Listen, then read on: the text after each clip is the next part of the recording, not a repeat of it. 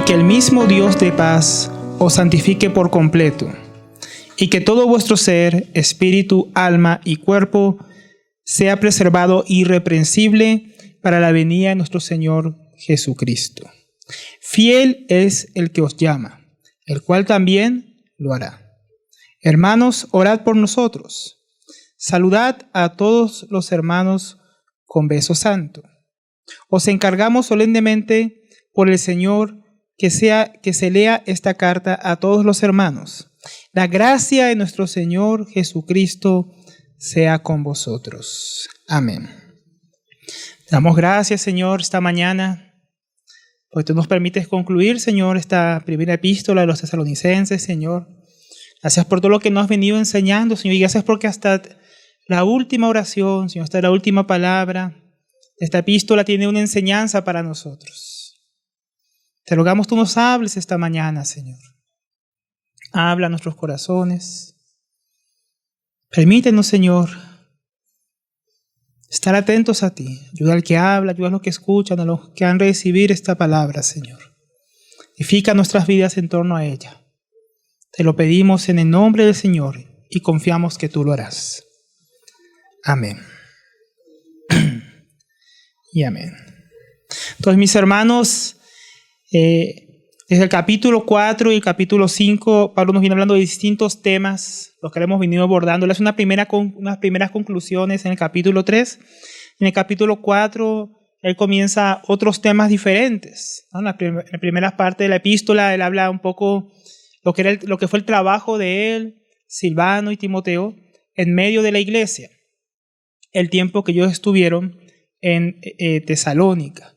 Se habla también un poco de ese trabajo que hicieron ellos, cómo Pablo se acordaba de estos hermanos, la preocupación que tenía por ellos, la breve visita que hizo Timoteo a los hermanos y la alegría que causó en Pablo saber que estaban bien, saber que estaban perseverando en el amor, perseverando en la fe y aún abundando, creciendo. Ya en el capítulo 4 al capítulo 5 nos viene hablando de otros asuntos diferentes sobre la resurrección de los muertos, la venida del Señor, la santificación, la vida práctica. Así podríamos resumir lo que hemos venido viendo en el capítulo 4 y 5. Ahora él está concluyendo esta segunda mitad de la epístola, dando conclusión completa de la epístola, en estos pocos versículos. Y aunque al final, mis hermanos, la epístola es breve, tiene muchísima enseñanza para nosotros. Por eso el título de esta última enseñanza es Una última bendición. ¿Por qué? Porque estos últimos versos del capítulo todavía tiene una bendición para nosotros. Tiene algo que hablarnos, tiene algo que enseñarnos. Y así como Pablo oraba por la bendición a todos sus hermanos queridos en Tesalónica, esta bendición también es para nosotros los creyentes el día de hoy. Entonces vamos a verlo en 4 encabezados principales. Van a ser la oración o el deseo de Pablo, el llamado y la fidelidad de Dios. Vamos a ver 3 encargos finales que hace el apóstol Pablo. Y por último, la gracia de Dios para vivir la vida cristiana. Entonces vamos a comenzar por el primero, la oración o el deseo de Pablo. Ahí en el versículo 23 dice: y que el mismo Dios de paz os santifique por completo, y que todo vuestro ser, espíritu, alma y cuerpo sea preservado irreprensible para la venida de nuestro Señor Jesucristo. Fiel es el que os llama, el cual también lo hará. Biblia de las Américas. Entonces, Pablo lo que está haciendo aquí, mis hermanos, es hacer como decíamos, unas conclusiones acerca de un deseo que él tiene en su corazón para los tesalonicenses y que lo expresa en una forma, por así decirlo, de adoración, de oración a Dios, la cual se la comenta a los tesalonicenses. De esta oración o deseo está muy relacionada con lo que viene hablando a la santificación de los creyentes en este capítulo 4 y 5 que hemos venido viendo. Tema que Pablo ya ha tocado a lo largo de toda la epístola. Veamos, por ejemplo, en el capítulo 4, versículo 3, que él venía hablando que esta es la voluntad de Dios. Hay una voluntad de Dios revelada para todos los cristianos, tanto para ellos como para nosotros, que es vuestra santificación. Es decir, que os abstengáis de moralidad sexual. Entonces Pablo ya venía hablando en el capítulo 4 al principio de esta verdad, esta necesidad de que se santificaran y se apartaran de ciertas prácticas. También ahí en el versículo 4 dice que cada uno de vosotros sepa cómo poseer su propio vaso en santificación y honor, hablando del cuerpo y cómo este se usa, especialmente en el contexto de la inmoralidad sexual. En el versículo 7 más adelante también agrega, porque Dios no nos ha llamado a impureza, sino a santificación. Y por último, aquí en el capítulo 5, ya resumiendo todo lo que viene hablando de la santificación y la vida práctica, él dice que el mismo Dios de paz os santifique por completo. Todo lo que hace Pablo es concluir estos asuntos sobre la santidad, la santificación, orando a Dios para que esto sea llevado a cabo en la vida de los creyentes. Que los creyentes sean santificados, que los creyentes sean conformados a la imagen de Cristo. Por lo cual Pablo va a apuntar a la fuente de la santidad cristiana, sin la cual es imposible vivir de esta manera. Ahora es curioso que Pablo hable en esta epístola tanto sobre la santidad, a una iglesia que era tan ejemplar, tan llena de obras, tan llena de amor, una iglesia que Pablo elogia constantemente. Uno esperaría encontrar tal vez esto, Pablo hablando a los Gálatas, que estaban desviándose por falsas doctrinas judaizantes, a los Corintios, que tenían mucha lucha con la carnalidad. Pero aquí encontramos que cualquier iglesia, incluso una iglesia, mis hermanos, estable, con buena predicación, que abunda en el amor, en las obras, necesita prestarle atención a este asunto de la santificación y cuál es la fuente para esta santificación. Porque todo cristiano, sea una congregación estable, que obedezca a Dios, una congregación que tenga que arrepentirse de muchas cosas, ambos están en la misma necesidad de ser santificados. Vamos a ver cómo comienza esta oración de Pablo. Esta adoración, él dice que el mismo Dios de paz os santifique por completo. Pablo podría haber dicho que el Dios de Dios es Rey de reyes, Señor de señores. Podría haber dicho el Dios de amor, el Dios de toda misericordia, toda bondad. Tal vez hubiera sonado más bonito. Pero él dice el Dios de paz, porque él quiere enfatizar algo para nosotros. Si nosotros venimos viendo y siguiendo el estudio que hemos venido viendo desde el versículo 12 al 22, nos hablan de varios asuntos prácticos de la vida del creyente a los cuales la iglesia es exhortada a vivir, los cuales tienen que ver con la armonía, con la paz entre los creyentes con los líderes, entre los creyentes entre sí, unos con otros, con Dios, no apagando el espíritu. Entonces, es Dios, el Dios de paz, que hace posible que podamos vivir de esa manera que Pablo viene exhortando a la iglesia a vivir. Él nos dio primeramente la paz, porque Él es el Dios de paz primeramente porque nos dio la paz consigo mismo por medio de su Hijo Jesucristo. Nos reconcilió con Él por medio de poner a su Hijo en la cruz, toda la enemistad, todos los pecados, todo aquello que nos hacía dignos de la condenación, del aborrecimiento de Dios, fue ahí destruido en el Señor Jesucristo. Fue pagado, fue saciada aquella deuda y por lo cual podemos tener paz con Dios. Pero también es el Dios de paz porque es el único que también que nos puede transformar en pacificadores. No solo tener paz con Él, sino tener paz unos con los otros. Y la paz, mis hermanos, no es simplemente ausencia de conflicto, como no haber conflicto entre nosotros y Dios. El comentario bíblico Mundo Hispano agrega sobre este asunto. La paz es la suma de todos los dones y dádivas espirituales. Es mucho más que la ausencia de guerra. Es un bienestar integral, es decir, completo. Los judíos usan en la palabra hebrea shalom para hablar de paz, que viene de la palabra leashlim o leshalem, en su infinitivo, que significa completar algo o algo completo. O sea que la palabra paz en hebreo viene de la raíz de estar completos. No solamente que no haya guerra y conflicto, sino como aquí describe uno de nuestros hermanos, un bienestar integral, general. No solamente no estar en guerra, sino tiene que ver con todas las bendiciones, con todo lo que tenemos en Dios, todo ese bienestar que tenemos a través del Señor. Entonces Dios ha hecho posible, mis hermanos, una paz en la que solo podremos andar si primeramente tenemos paz con Él. Y fue una paz que el mundo, como hablaba el Señor Jesucristo, una paz que el mundo no puede dar, tampoco puede recibir, porque está enemistado con Dios. El que no tiene paz con Dios, no tiene paz, de ninguna manera. Y el bienestar que supuestamente goza es falso, temporal e ilusorio. El que tiene realmente paz es el que se ha rendido al Dios de paz, que ha hecho la paz primeramente con Dios. Y los que están en paz con Dios pueden estar también en paz con su prójimo. Él estableció el camino para la reconciliación. Que nos reconciliemos con Él y unos con los otros. Dio el sacrificio, como hablaba nuestro hermano Andrés en la cena, que es el sacrificio suficiente para traer paz con Dios.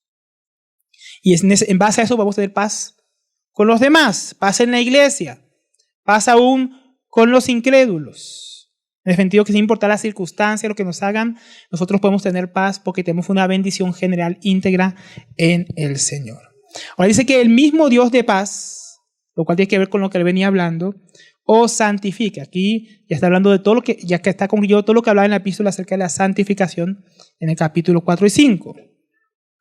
Entonces Pablo apunta a Dios, el Dios de paz, de todo bienestar, bendición y reconciliación, el cual es el principal agente santificador en la vida de los creyentes. Aquí hay que hablar de dos aspectos para que tengamos equilibrio. Quiero hablar primero brevemente sobre lo que Pablo ya viene hablando de la santificación. Él habla y enfatiza a los creyentes de esta epístola la parte de la responsabilidad de ellos. Decía, absteneos de inmoralidad sexual. ¿Quién le está hablando? Nosotros, a la iglesia, a los creyentes, a los tesalonicenses. Él dice, absteneos de toda clase de mal, como habíamos la vez pasada. ¿A quién habla? A los creyentes. Está hablando de nuestra responsabilidad. Pablo ya exhortó a los creyentes a andar en santidad, porque esa es la voluntad de Dios, que se santifiquen. Porque esta es la voluntad de Dios, vuestra santificación, porque Dios no nos ha llamado a impureza, sino a santificación. Entonces, él exhorta a que participen de este llamado a los creyentes, primeramente, absteniéndose de inmoralidad sexual, honrando a sus líderes, amonestando a los ociosos, animando a los hermanos, viviendo vidas ordenadas, orando, guardando el gozo, no apagando el espíritu, no menospreciando la palabra de Dios, absteniéndonos de toda clase de mal. Esta es una cara de la moneda, que como decíamos, nos habla de nuestra parte, lo que nosotros debemos hacer. No se duerme, hermano, porque esto es importante. Ya veo algunos que están cabeceando. Entonces, todas estas cosas, todo lo que implica crecer en santidad, crecer en semejanza al Hijo de Dios, participar de todas estas exhortaciones, tienen que ver con nuestra responsabilidad. Pero el apóstol ahora va a enfatizar que aunque tenemos una parte de responsabilidad que nos corresponde a nosotros, hay otra cara de la moneda. Que eso sería imposible sin Dios. Entonces Dios es el que nos santifica. Santificar algo, mis hermanos, es apartarlo. Ponerlo para un uso reservado, exclusivo. Tanto si lo limpiamos porque está sucio de algo, porque queremos usarlo para algo especial, como si lo usamos solamente para un solo asunto, ¿no? Tú de repente tienes una vajilla en tu casa que es especial. Solamente cuando vienen invitados se usa. ¿Por qué? Está apartada. No es para todos los días. No es de uso común. Igual el matrimonio, ¿no? La esposa y el esposo tienen una relación única, sagrada. Nadie puede compartir la relación que ellos tienen, ¿no? Si no sería adulterio, no sería algo puro, no sería algo sagrado. Hay relaciones comunes que podemos tener con todo el mundo y hay relaciones que son sagradas, apartadas. Asimismo, esa es la idea que nos quiere transmitir aquí. Podemos enumerar 3 aspectos de esta santificación que Dios hace en la vida del creyente. Vamos a hacerlo brevemente porque ya lo hemos explicado un poquito en las demás enseñanzas sobre santificación en la epístola. Primero, Dios nos santifica poniéndonos en una posición. Y nos aparta del mundo, nos pone en Jesucristo. Se llama santidad posicional. Eso todos los creyentes ya la tienen. Tú creíste en Jesucristo, Dios te sacó de la inmundicia del mundo, de tus pecados, de la ira de Dios, de la condenación, y nos puso en su Hijo amado, salvándonos del juicio eterno, haciéndonos nuevas criaturas, enviando su Espíritu Santo a morar en nosotros. Él nos santificó, nos apartó. Nos hizo diferentes por medio de la fe en el Evangelio y el arrepentimiento de nuestros pecados. Segundo aspecto es la santificación final. En su aspecto futuro. No hay un aspecto pasado, lo que Dios ya hizo por nosotros cuando creímos, a través del sacrificio de Cristo. Hay un aspecto futuro. Filipenses 3, 20, 21 dice, mas nuestra ciudadanía está en los cielos, de donde también esperamos al Salvador, al Señor Jesucristo, el cual transformará el cuerpo de la humillación nuestra para que sea semejante al cuerpo de la gloria suya, por el poder con el cual puede también sujetar a sí mismo todas las cosas. ¿De qué nos viene hablando aquí?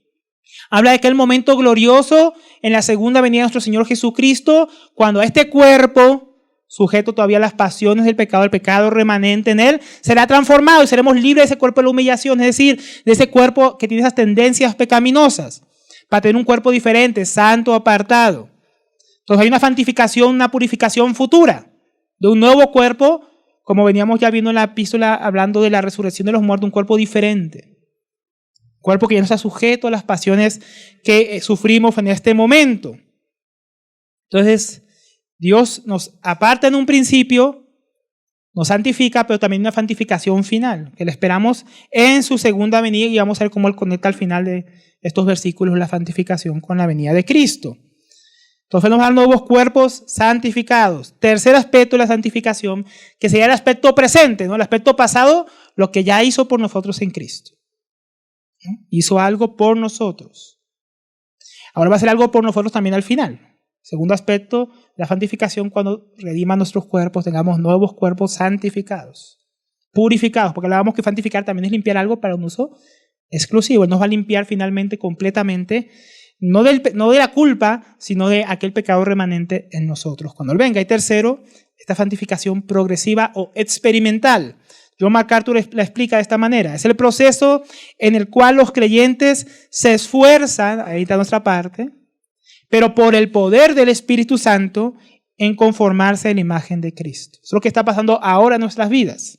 Estamos en un proceso que no solamente Dios quiere que seamos santos en cuanto a posición o santos en el futuro cuando Él venga, sino que nos quiere hacer santos experimentalmente ahora, para transformar nuestra conducta, nuestro carácter a la imagen de Cristo. Es decir, transformarnos ya no solamente en posición o solamente el cuerpo, sino nuestro ser. Nuestra manera de ser, nuestra manera de comportarnos, de expresarnos, de vivir, de pensar. Todo lo que somos tiene que ser transformado por el Señor. Thomas Watson lo explica de esta manera. La santificación es un principio de la gracia salvadora obrada, a través de la cual el corazón se hace más santo y se vuelve conforme al corazón de Dios. Entonces, aunque nosotros cuando fuimos salvados, fuimos perdonados nuestros pecados, fuimos declarados santos, justificados por la obra de Jesucristo en posición, eso no hizo que el día siguiente tú dejaras de amar muchas cosas que Dios aborrece, ¿verdad? Ni que todos nuestros pecados desaparecieran. Hubo pecados fuertes que sí, fueron limpiados y tomamos dominio sobre ellos, por la gracia de Dios. Pero hay otros pecados que permanecieron en nosotros y aún permanecen, con los cuales batallamos, luchamos. Nosotros nos convertimos y el día siguiente nuestra mente no fue renovada. Empezó a ser renovada.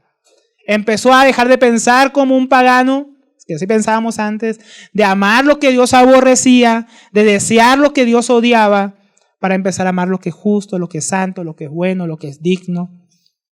Ese es el proceso de transformación del corazón.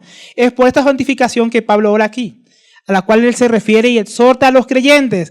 El deseo de Pablo es que los creyentes puedan experimentar esta obra de santificación en sus vidas presentes, reconociendo que solo Dios hace posible que esto se pueda dar en nuestras vidas. Sin Dios no podemos, mis hermanos, crecer en santificación, y que el mismo Dios de paz os santifique.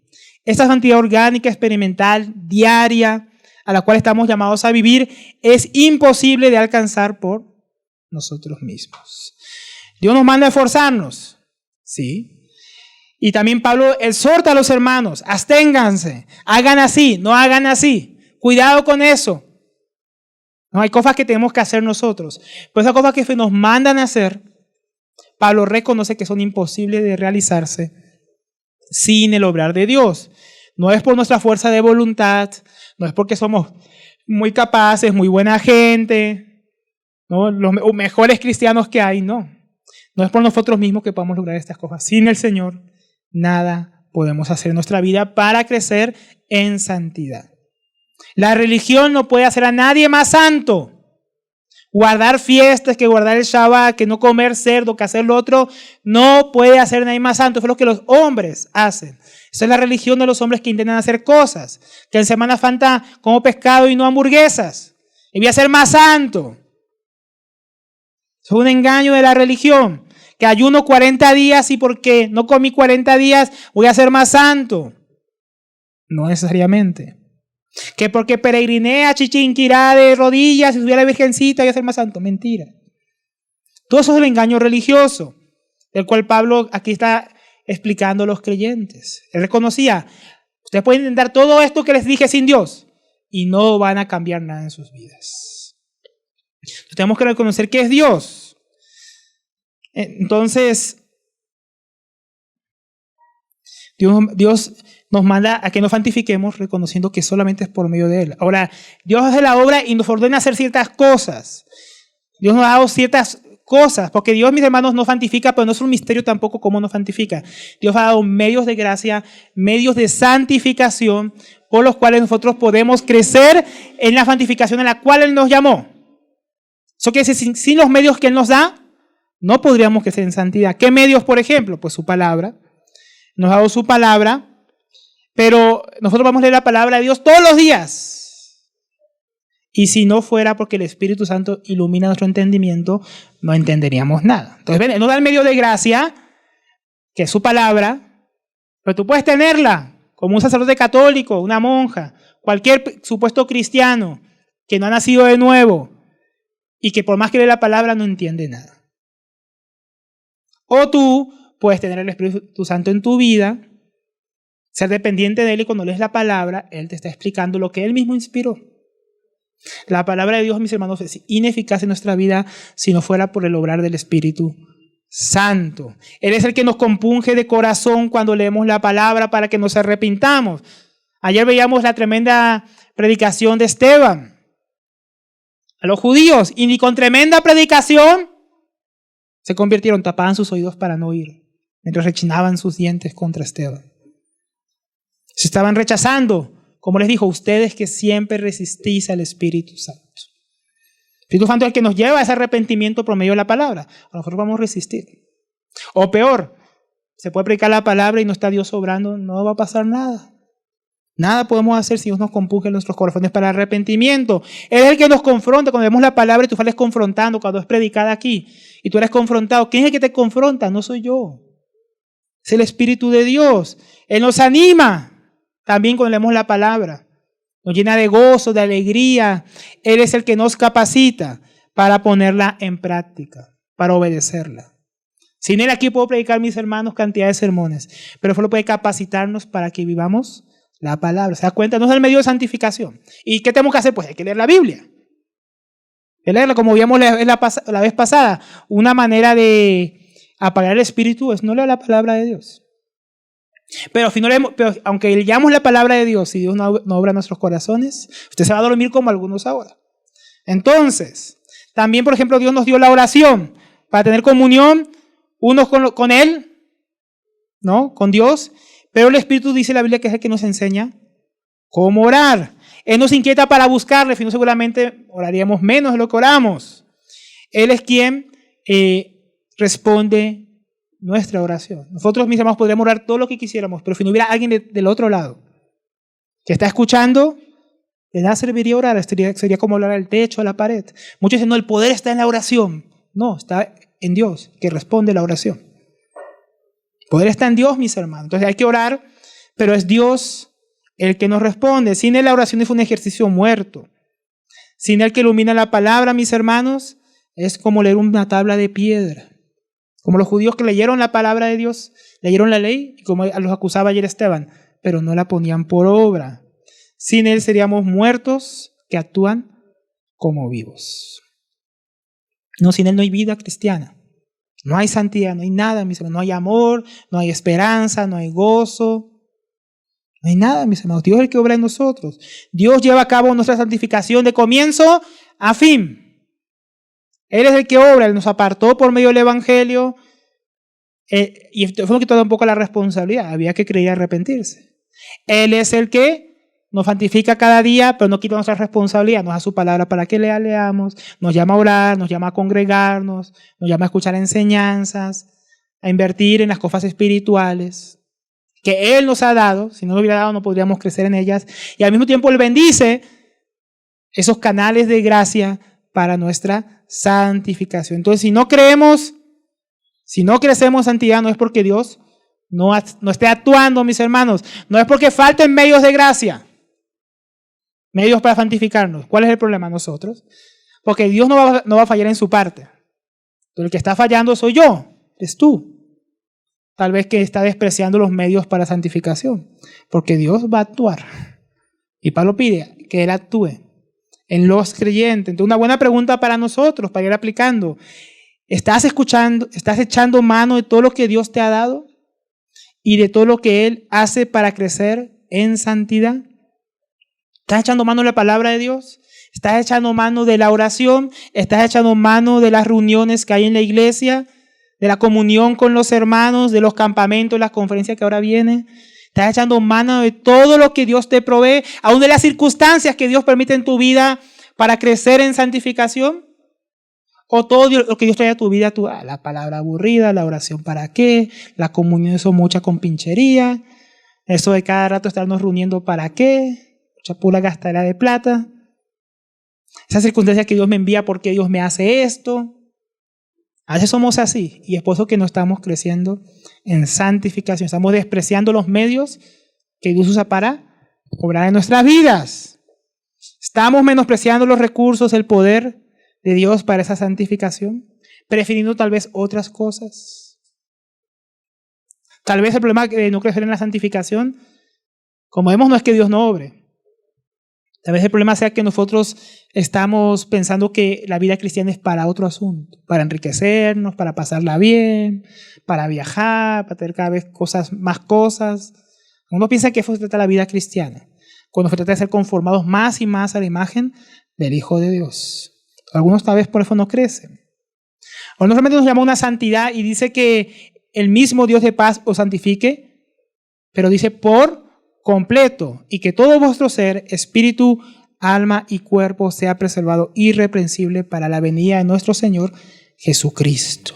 Entonces Pablo nos está hablando ahora él nos habló de la fuente de la santificación. ¿Cuál es? Dios. Sin Dios no hay fuente para santificarnos, para lavarnos, para ser purificados, para ser transformados. Pero ahora va a hablar también no solamente de la fuente, sino del alcance que tiene esa santificación. ¿Hasta dónde alcanza? ¿Hasta dónde llega? Y él dice, por completo. O sea, eso no habla del alcance. ¿Qué es completo? Todo. Una santificación total, enteramente, enteros, completamente son sinónimos de esta palabra. O sea, todo.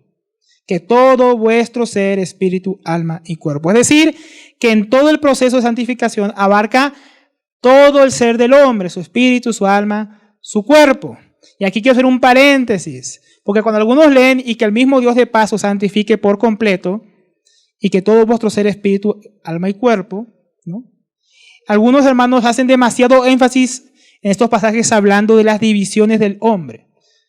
¿No? Como si esto fuera una clase aquí de antropología bíblica de Pablo. Yo quiero enseñarles, así como si fuera un profesor de universidad, dónde está el corazón, el páncreas, aquí está esto. Y eso no es lo que está haciendo aquí el apóstol Pablo. Está dando una clase aquí de, bueno, el hombre fue una trinidad, porque algunos lo toman así.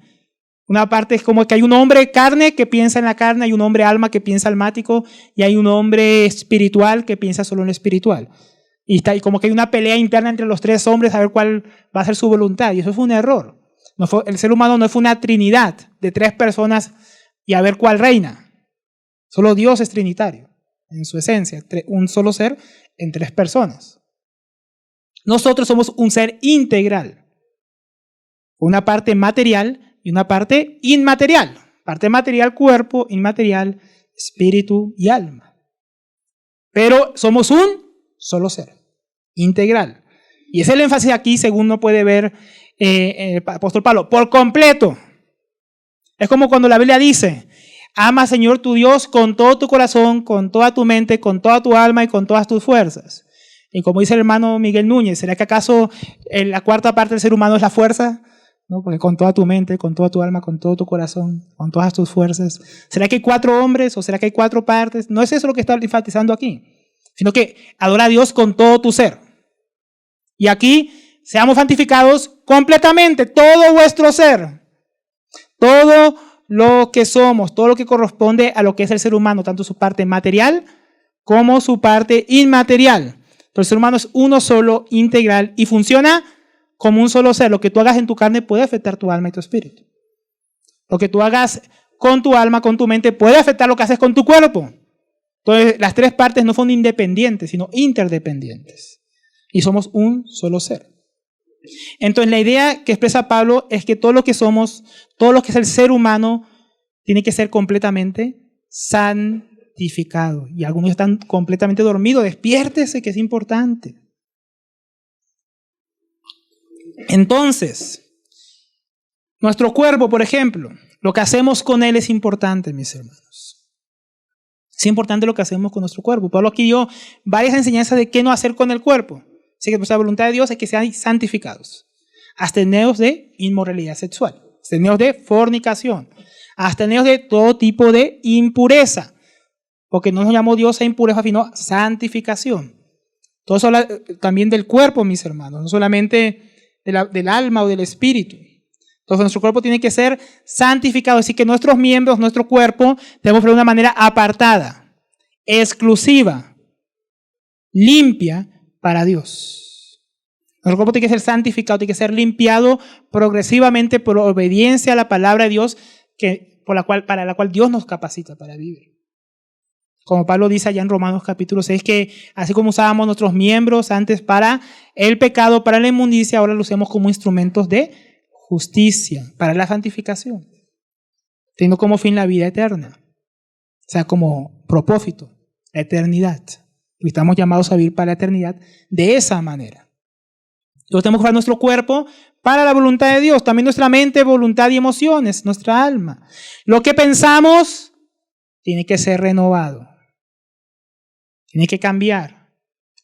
En estos días de elecciones uno ve que muchos cristianos piensan más como comunistas, como socialistas, como capitalistas, como cualquier cosa menos como cristianos bíblicos. Tenemos ideas muy equivocadas acerca del gobierno, de nuestras responsabilidades, de a qué nos llamó Dios, de a qué Dios llamó al presidente. Muchas cosas que a veces nosotros no leemos en la palabra. Entonces pensamos como dice cierta corriente, cierta persona. Nuestra mente tiene que ser renovada. ¿Cómo pensamos acerca de nuestra vida? ¿Cómo pensamos acerca de nuestro trabajo? ¿Qué pensamos acerca de la familia? ¿Qué pensamos acerca de la iglesia de Cristo y su importancia? Todas esas cosas y mucho más tienen que ser renovadas. Nuestra manera de pensar tiene que ser transformada. También nuestra voluntad, las cosas que decidimos hacer y queremos hacer. A veces queremos hacer cosas, pero no lo que Dios quiere que hagamos. Eso tiene que ser santificado, tenemos que tener una voluntad santificada que busca vivir lo que Él quiere que vivamos, lo que Él nos llamó, lo que Él preparó de antemano para que andemos en esas obras, andemos en esa vida. Y no es un misterio, mis hermanos. Diga, pero ¿qué será? No está en la Biblia. Absteneos de fornicación. Entonces ya sabemos lo que no debemos desear. Inmoralidad sexual no deberíamos desearla. Queríamos desear pureza. Queríamos desear el bien de nuestro prójimo. Y no solo desear, hacerlo, porque es voluntad. La voluntad no solamente desear, es también hacer. No solamente pensar el bien para mi prójimo, sino hacerlo. Porque esa es la voluntad de Dios, no solo que pensemos lo bueno, sino que hagamos lo bueno, lo correcto, lo que Él nos mandó a hacer. También lo que sentimos, porque a veces lo que sentimos no corresponde a la realidad de lo que somos y lo que Dios nos llamó a pensar y ser. Dios nos diseñó de tal manera que nosotros conocemos la verdad y con nuestra voluntad tenemos que decidir obedecerla y experimentar las emociones que corresponden a la obediencia. Así Dios lo diseñó. ¿Qué hacemos nosotros? Yo me emociono, hago lo incorrecto con mi voluntad y luego razono que la embarré, que me equivoqué, que hice mal. Es al revés. Conozco la verdad, decido obedecer la verdad porque Dios me ha capacitado para hacerlo y por ende tengo los sentimientos que corresponden a la obediencia. ¿No? Con sentimientos. ¿Qué usted siente cuando obedece a Dios? ¿No? ¿Se siente feo? ¿Terrible? No, todo lo contrario. Uno siente paz, siente gozo, alegría. Pero eso es fruto de la obediencia, de la santificación y no al revés. Entonces hay que renovar lo que sentimos sintiendo lo correcto a través de pensar y hacer lo correcto. Entonces tenemos que ser santificados en nuestra alma, nuestro espíritu, o sea, nuestra adoración tiene que ser santificada, limpiada de impurezas. Nuestro servicio a Dios tiene que ser limpiado de impurezas. Nuestra relación con los demás tiene que ser también santificada. Relaciones santas, una adoración santa, un servicio santo, santificado. Porque muchas iglesias hoy en día tienen una adoración falsa, un servicio que profana la santidad de Dios, porque es infiel, y una relación con los demás que es dañina, que lastima a otros, que no le interesa a los demás, que no ama con verdadero amor. Entonces, todas esas cosas tienen que ser nosotros santificadas, todas las áreas de nuestra vida. Y esto aquí resumiendo lo que es completo, todo, ¿no? Nuestro ser tiene que ser santificado, completo. O sea, Dios va a obrar en todo esto, mis hermanos, y mucho más. Ahora, ya aplicándolo a nosotros, no podemos vivir una vida, mis hermanos, dividida, donde pensamos que ciertas esferas de nuestra vida son de manera espiritual y santa, y las esferas seculares pues son de cualquier manera, como a mí se me dé la gana. Unos cristianos tienen su vida dividida en dos partes. Así como hay algunos que dividen demasiado el ser humano y se dicen, ¿será que ahora estoy pensando en el espíritu? ¿Será que ahora estoy en mi alma? Y hay confundidos como si el ser humano se hubiera dividido. Pero eso tienen peor. Algunos dicen, soy cristiano y aquí vivo como santo con los hermanos y salgo por la puerta y vivo como pagano. Y viven como hombres divididos, como si realmente fueran dos personas diferentes. Y Dios nos llamó a vivir de esa manera. No tenemos que vivir el hombre, ni dividir su ser, ni su actividad. Así como no podemos vivir nuestra vida diciendo, bueno, cuando me congrego me comporto santamente, cuando veo a los hermanos me comporto santamente, cuando estoy orando oro santamente, pero cuando estoy en mi casa comporto como el anticristo. Cuando estoy trabajando, ¿no? Como un hijo del diablo. Cuando estoy viendo una película, bueno, Dios, aquí no están los hermanos, voy a ver esto que no debería estar viendo, este video que no sirve para nada, que no me edifica, que me contamina. Entonces, todos mis hermanos, vamos a tener una vida dividida. Lo que vemos, lo que escuchamos, lo que hacemos, lo que trabajamos, lo que hago en mi casa, lo que hago en la calle, todo tiene que ser santificado, vivido de manera santa. Y una buena pregunta sería, ¿cómo estamos viviendo? Como si tuviéramos varias vidas, si bien los hipócritas, ¿no? Una manera delante de unos, de otra manera delante de otros, y de otros de otra manera. Tenemos que vivir una vida íntegra, como si no fuéramos varias personas, como Dios nos mandó a ser, uno solo. Un ser completamente santificado en toda la manera de vivir. Una persona acá, con los hermanos, otra en mi casa, otro en el trabajo, no puede ser, mis hermanos. Tenemos que ser uno solo, íntegros. Íntegros. Con los varones estuvimos viendo lo que es integridad varonil hace un tiempo. Y veamos que todo nuestro ser, lo que pensamos, lo que hacemos, nuestro sentir, nuestra fe, todo tiene que ser saneado, tiene que ser santificado, tiene que ser limpiado. Tiene que ser transformados. Luego dice el apóstol, él continúa. Y que el mismo Dios de paz os santifique por completo, y que todo vuestro ser, espíritu, alma y cuerpo sea preservado irreprensible para la venida de nuestro Señor Jesucristo. Aquí alguno podría preguntar, bueno, ¿cómo así? ¿Santo o irreprensible? Y si es lo mismo, ¿por qué aquí el apóstol vuelve a enfatizar irreprensibles? Entonces vamos a ver un poquito cómo el apóstol Pablo usa esta palabra irreprensible, porque no es la primera vez que lo habla en esta epístola. En 1 Tesalonicenses 2:10, él dice, ustedes son testigos y también Dios, de cuán santa, justa e irreprensiblemente nos comportamos con vosotros los creyentes.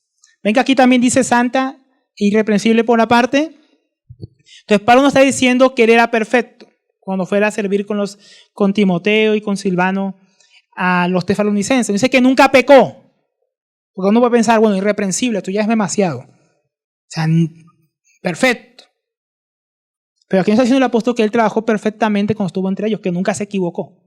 Él está hablando que tanto sus motivaciones como su servicio, como la manera que procedió con ellos, fue una manera justa, santa, irreprensible. No que nunca se equivocó, que nunca pecó, sino que lo caracterizaba era que nadie lo podía acusar de ir una vida desordenada, una vida injusta, una vida inmoral, una vida en la cual pudiera alguien venir a acusarle, tú eres así, porque todo el tiempo haces esto, hablas así, te comportas así. Nadie podía acusarlo. También más adelante en el capítulo 3, versículo 13 dice, a fin de que Él afirme, porque Dios es el que nos afirma, así como el que nos santifica, vuestros corazones, irreprensibles en santidad Mire, otra vez, irreprensible en santidad, otra de las dos palabras juntas, delante de nuestro Dios y Padre en la venida de nuestro Señor Jesús con todos los santos. Aquí también una la venida de Cristo, igual que en el versículo 23 que estamos leyendo ahora. Acá nuevamente Pablo conecta la irreprensibilidad con la santidad. Si andamos en santidad, es decir, una vida que crece, abunda, madura en la santificación progresiva, parecerse cada día más a Jesucristo, entonces no andaremos en pecados, no andaremos en desorden. Cada vez caigamos en algún pecado, porque no dejamos de pecar.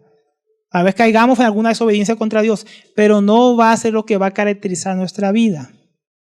Sino que lo que caracterizaría nuestra vida cuando el Señor venga sería que es irreprensible. ¿Por qué? Porque en cuanto a los pecados, ya Jesús murió por ellos. Entonces Dios no va a venir a arrepender por los pecados. Aun los que cometemos aún, acudimos a Él y somos perdonados por el mismo sacrificio pasado. Y cuando Él venga, no seremos reprendidos en nada si estamos creciendo en santificación, es decir, el parecido de Cristo. Si algo podríamos ser reprendidos cuando Cristo venga, no es de los pecados que ya hemos sido perdonados, sino que Él venga y diga, ¿no conocías tú mi voluntad? Que era que crecieras en santidad en toda tu vida, que te parecieras cada día más a mí. ¿Por qué fuiste negligente? ¿Por qué todavía piensas como un pagano, actúas como un hijo del diablo, vives como aquel mundo del cual yo te rescaté? ¿Sabes? Ahí sí podríamos ser reprendidos. ¿Se dan cuenta? Tiene que ver con la transformación de nuestras vidas. Para ser irreprensibles en la venida de Cristo, tenemos que ahora invertir en nuestra vida de santificación. No para ser perdonados, eso es por el sacrificio de Jesús. Eso ya fue hecho.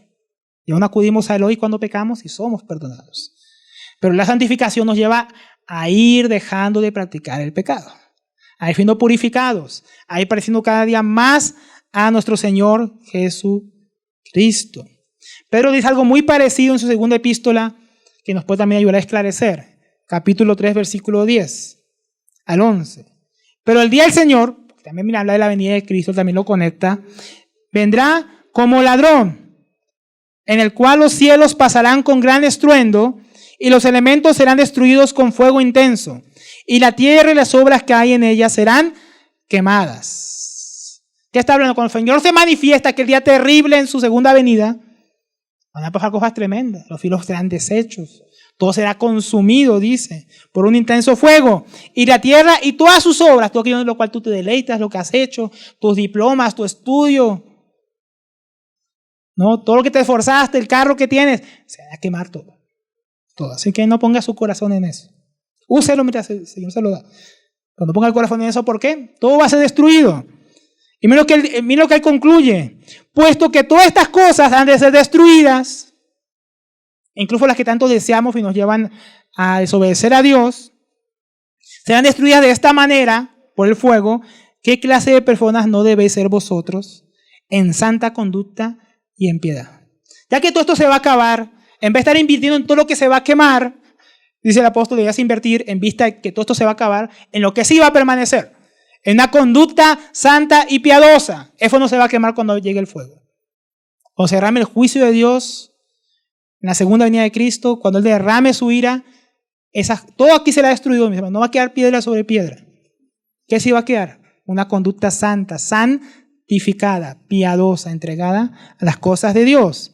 Y le agrega en el versículo 14 más adelante: por tanto, amados, puesto que aguardáis estas cosas, ahí habla de los beneficios que aguardamos en Cristo, lo que sí va a venir con Cristo, lo que no va a perecer, procurad con diligencia ser hallados por Él, mire, en paz, Dios de toda paz, en paz y sin manchas, o sea, santificados e irreprensibles. Otra vez. Entonces invertimos en las cosas correctas, se crece una vida de piedad y santificación. Entonces estamos invirtiendo en una vida de paz en el Señor, una vida de santificación, una vida que no será reprendida cuando Él venga porque invertiste en lo correcto. Él no va a decir cuando venga a todos estos pecados que hiciste, porque ya murió por ellos. Él va a decir todo lo que no creciste.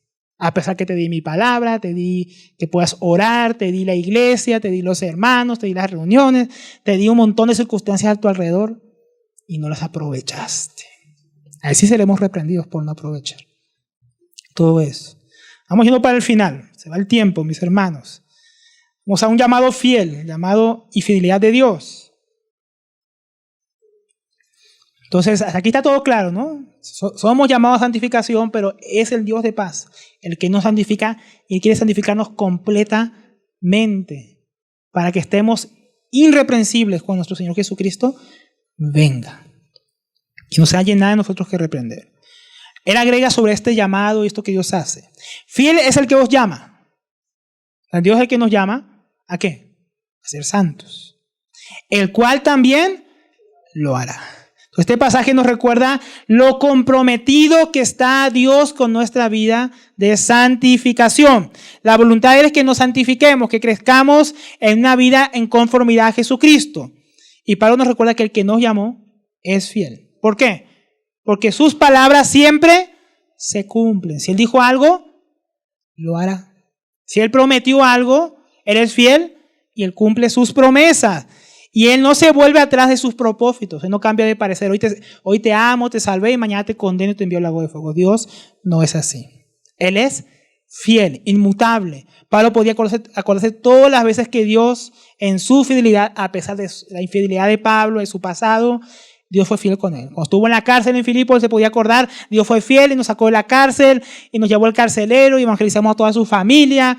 Dios es fiel, se convirtieron varias personas ahí. Dios fue fiel, Él mantuvo firme el trabajo en Tesalónica a pesar de que estuvimos poco tiempo.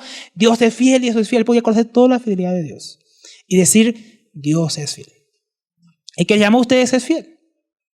Y a veces nosotros olvidamos que Dios es fiel y todo lo que le ha hecho por nosotros. Y lo que aún falta hacer, nos olvidamos que Él es fiel, por lo cual Él lo va a hacer. ¿Será que voy a alcanzar la vida de santificación irreprensible? ¿Será que Dios lo va a hacer? Dios es fiel. Dios va a obrar. Ya dijimos que si algo falla no es porque Él no va a obrar. Él es fiel. Si algo va a fallar y llegamos a ser irreprensibles es porque nosotros despreciamos su obra y lo que hizo a favor nuestro. Dice, el cual también lo hará. O sea, Pablo no solamente está expresando un deseo. Ojalá Dios lo santifique en su voluntad, Dios quiere. ¿Verdad? Él está diciendo, el Dios de paz lo santifique. ¿Y saben qué? Él es fiel y lo va a hacer. Y eso también significa que como Él es fiel y lo va a hacer, si tú y yo no nos comprometemos, no nos consagramos y andamos como ovejas rebeldes y descarriadas, Él es fiel y nos va a disciplinar. ¿Por qué? Porque Él es fiel. Y no nos va a dejar andar como se nos dé la gana. Y si tú estás andando como te da la gana, muy seguramente estás experimentando o por experimentar la amorosa disciplina de un Dios fiel. Porque Él lo va a hacer, mis hermanos. La cosa es, lo va a hacer con tu disposición, consagración, renuncia al pecado y entrega a la justicia para que te vaya bien. O lo va a hacer a pesar de ti y va a tener que la vara de la corrección. Pero lo va a hacer. La pregunta es cómo tú quieres. ¿Con callado, cerca de su corazón o con vara?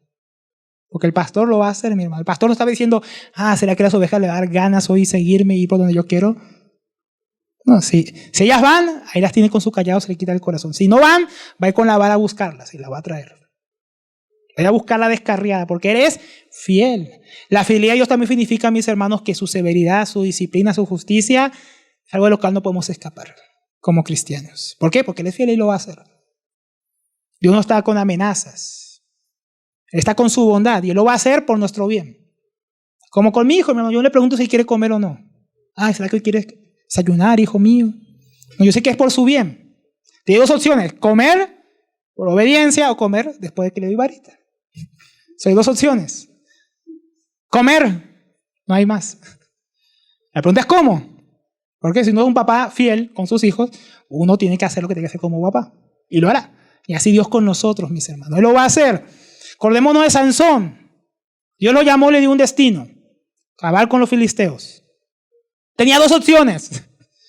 O lo hacía como tenía que hacer como un nazareo consagrado, entregado a Dios. Pero ¿qué hizo él? Tocó muertos, que Dios no podía hacer un nazareo. Se metió con una mujer pagana, lo cual un israelita no podía hacer. ¿No? Yugo es igual. No fue proactivo en la lucha contra los saduceos, contra los filisteos, sino que cuando salía la oportunidad y le sacaban la piedra, ahí se iba y los cascaba. Se agarraba, ¿no? Agarró esta quijada y lo sacaba, agarró estas zorras y le quemó todo. Pero no era porque él quería ir a obedecer a Dios. Entonces había dos opciones, hacerlo o hacerlo. ¿Cómo iba a hacerlo? Pues al final terminó sufriendo la disciplina de Dios por jugar con el pecado. ¿no? Terminó sin su fuerza, humillado, sin ojos. Y al final Dios lo puso ahí para cumplir su voluntad, ¿no? ¿Cómo quieres acabar tú?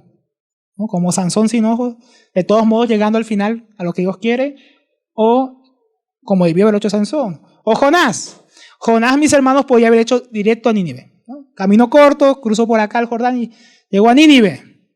O podía ir en ballena, pero iba a llegar, ¿no? No era opcional. Tenía que cumplir lo que Dios había mandado hacer, lo que Dios dijo, y era fiel para hacerlo, lo hizo. Solo faltaba ver cómo iba a querer Jonás aprender la lección. ¿Se da cuenta? Y así Dios va a actuar con nosotros, mi hermano. ¿Cómo quieres tú? ¿No? ¿Fácil o difícil? Las dos formas hay dolores y sufrimientos, porque obviamente renunciar al pecado, renunciar a ciertas cosas también trae cierta dolor en la carne. También hay renuncia en la vida cristiana, una renuncia voluntaria. Peor, si tú no quieres renunciar, igual de todas maneras vas a perderlo. Porque el que dé su vida por mi causa la hallará.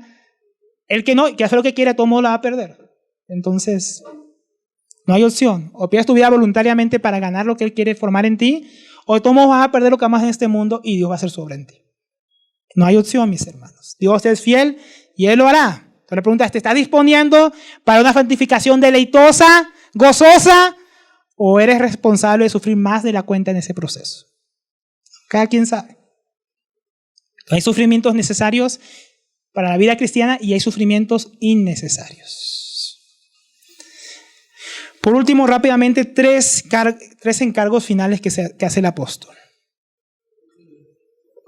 Versículo 25, hermanos, orad por nosotros. Pablo pide que oraran por él. Pablo se muestra como un hombre humilde que también ve su necesidad. Él está orando por los tesalonicenses. Que el Dios de paz os santifique por completo, espíritu, alma y cuerpo, para que sean hallados irreprensibles en la venida de su Hijo Jesucristo. Pero él reconoce que también necesita que oren por él. Y él dice, y no solamente por él, sino por sus compañeros. Él dice en plural, hermanos, orad por nosotros. Nosotros también necesitamos. Nosotros también estamos en proceso de santificación. Nosotros también necesitamos crecer. Necesitamos que Dios nos ayude para predicar el evangelio. Necesitamos que Dios nos ayude para seguir edificando las iglesias. Entonces Pablo y sus compañeros reconocían, nosotros también no somos suficientes. Nosotros también necesitamos de vuestras oraciones. Así como vimos la vez anterior, mis hermanos, que la oración puede avivar nuestra vida espiritual, también veíamos que orar por otros puede avivar a otros, puede ser usado para avivar el espíritu en otras personas. Es un medio de gracia que nos ayuda a nosotros, pero que también nos dio Dios para bendecir y ayudar a otros. Entonces Pablo está orando para que Dios avive su obra en los tesalonicenses, avive esa obra santificadora. Y al mismo tiempo dice, ustedes oren también para que Dios la avive en mí y mis compañeros. Nosotros también necesitamos. Yo, mis hermanos, muchas veces me enojo con situaciones, con hermanos que se van y se estrellan con esto. Y yo me he dado cuenta al último tiempo que es más efectivo que enojarse orar por ellos. Y uno empieza a ver cómo Dios obra. A veces nosotros somos rápidos para criticar, para enojarnos con las personas. Que cabeza dura ese cristiano. Oye, ¿por qué el hermano no entiende? ¿Por qué la hermana no cambia? A veces es más efectivo, mis hermanos, primeramente orar por ellos. Luego ir y hablarlos, amonestarlos, como ya leímos antes, en el versículo 12 en adelante en este capítulo. Pero lo primero que queríamos es orar. Y a veces sin que uno vaya a hablar, Dios ya está santificando y transformando la vida de esa persona. Yo me he dado cuenta en el último tiempo, mis hermanos, que eso es muchísimo mejor que andar uno enojado y criticando. Orar por los hermanos, porque todos necesitamos, mis hermanos. Yo también he sentido la bendición de Dios cuando he tenido que viajar o hacer cosas y otros han orado por mí, cuando ustedes han orado por nosotros. Uno ve el poder suministrado por Dios, su gracia, su bendición. Entonces, todos necesitamos, mis hermanos. Nosotros debemos practicar eso, orar unos por los otros. No me refiero que lo hagamos aquí, sino que cada vez que nos acordamos de un hermano, una situación, oremos. ¿Cuántos se acordaron de la hermana Natalie esta semana y oramos?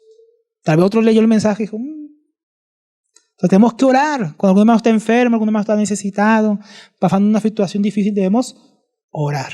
El otro día estábamos en la cama y no me acuerdo qué situación me dijo mi esposa, que se acaba de enterar, dijo, oremos. Y yo estaba ahí ya que me dormí, hermano. Dije, bueno, oremos. Oramos y dormimos. Hay que orar.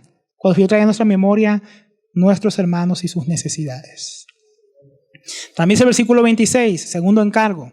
Saludad a todos los hermanos con un beso santo. Nos saludamos con un beso santo.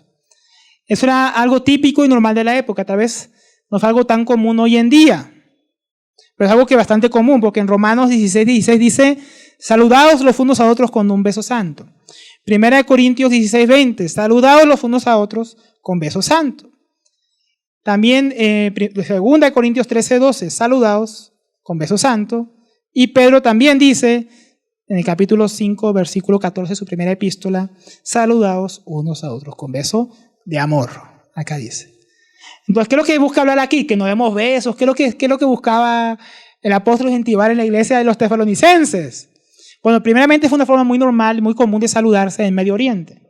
Tú vas a Israel y saludarse de beso no es tampoco tan común, pero sí se da entre hombres también, especialmente los que vienen de contextos árabes, judíos que han sido esparcidos en países árabes, muy normal que saluden de beso, los que vienen de Marruecos, de Taimán, de Irán, de Jordania, de otras regiones árabes. Muy normal en Israel eso de los besos entre hombres, en la mejilla. Y si tú vas a Argentina, te parecerá muy raro, pero también. Argentinos son mucho de saludar. En mi familia los hombres nos saludamos también de beso. Es algo normal para nosotros. Y algo muy normal en aquella época. Entonces, algo cultural que está contando aquí. Pero ¿de qué podemos aprender aquí? ¿Qué podemos aprender? Que no era un beso, porque ahí todo el mundo se saludaba de beso en aquella época, en esas regiones. Entonces, ¿qué es lo que nos quiere enseñar aquí el Señor? Porque si todo el mundo se saludaba de beso, pero aquí el apóstol lo instruye, si de todas maneras lo hacían, ¿por qué está esta instrucción? No está tanto en el beso, sino en la manera de hacerlo. Dice, con beso santo. Porque no es simplemente una costumbre o por necesidad que hay que saludar así, sino es como, aquí santo es como un adjetivo, como algo apartado. Santo porque es en el amor de Cristo. Pues saludos de un beso de amor, dice el apóstol Pedro. Y porque es con pureza, no con malicia. Es con sinceridad de corazón, no como Judas. Judas llegó al Señor Jesús y lo saludó de beso. Era un beso traicionero. Ahí que hoy en día dice que el beso de Judas, o alguien va a traicionar a alguien. ¿No? Entonces, a eso es lo que se refiere aquí, que no sea un saludo como el mundo, porque como decía el Señor Jesús, los paganos no hacen lo mismo que también se saludan los que les saludan. Cuando estudiamos el Sermón del Monte. Y aquí todo el mundo saluda, aunque hoy en día la gente cada vez saluda menos. Pero nuestro saludo, nuestra comunión debería ser de corazón. Cuando decimos, hermano, Señor te bendiga, gracias y paz, debería ser santamente, de corazón.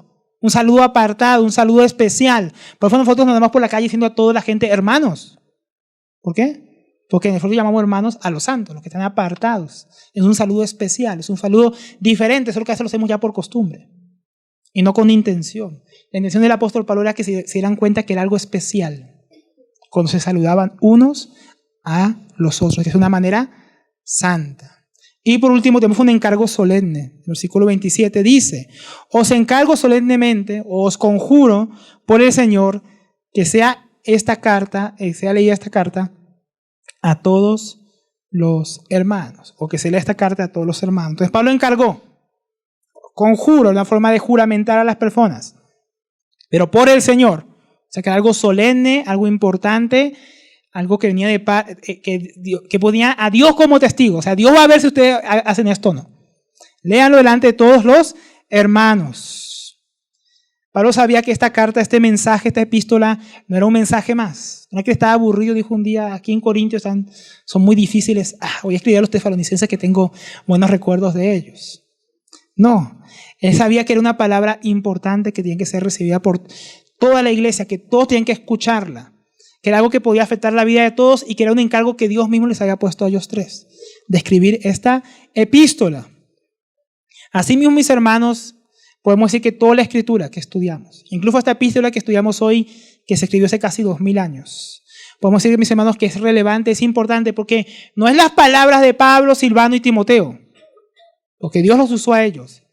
Es la palabra de Dios a través de ellos, para los tesalonicenses y también hoy para nosotros. No hay palabra, no hay oración, no hay nada en esta epístola, mis hermanos, y en la palabra de Dios que esté porque sí, que esté ahí para entretenernos, para adornar, sino que está para nuestra edificación y exhortación. Por lo cual, mis hermanos, tenemos que limpiar siempre nuestros corazones cuando nos acercamos a la palabra de Dios, cuando oímos el mensaje predicado, de toda incredulidad. de todo menosprecio, porque es la palabra de Dios. Debemos buscar estar presentes cuando se enseña. Buscar estar presentes cuando se habla la palabra. Buscar prestar atención y no dormirse. ¿No? Es la palabra de Dios. Imagina que Dios nos escribiera algo, mis hermanos. Yo acá llego en la tarde, me acaba de llegar un mensaje de Dios. Diría, léalo, hermano, ya queremos saber qué dice. Eso es la Biblia, mis hermanos. Un libro gigante, completo para nosotros de parte de Dios. Cada vez no leemos, cada vez menospreciamos, que nos dormimos cuando nos lo cuentan. Si estuviéramos escuchando un partido de fútbol, ahí estaríamos parando oídos. Si fuera una radio no podemos ver nada. Pero cuando es la palabra de Dios, a veces nos dormimos, nos distraemos. Porque da la importancia como aquí le daban importancia. Y ya en el verso 28, para terminar, mis hermanos. La gracia de Dios para vivir la vida cristiana. La gracia de nuestro Señor Jesucristo sea con vosotros. Una oración final. Finalmente Pablo pide a Dios que su gracia sea con ellos. Y se lo expresa a ellos en un deseo.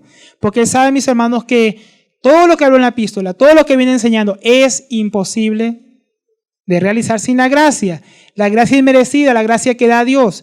Por ella somos salvados de la ira venidera, por ella somos limpiados de nuestros pecados, somos reconciliados con Dios, somos llamados a vivir la vida cristiana santificada y se nos proporciona la capacidad para vivirla.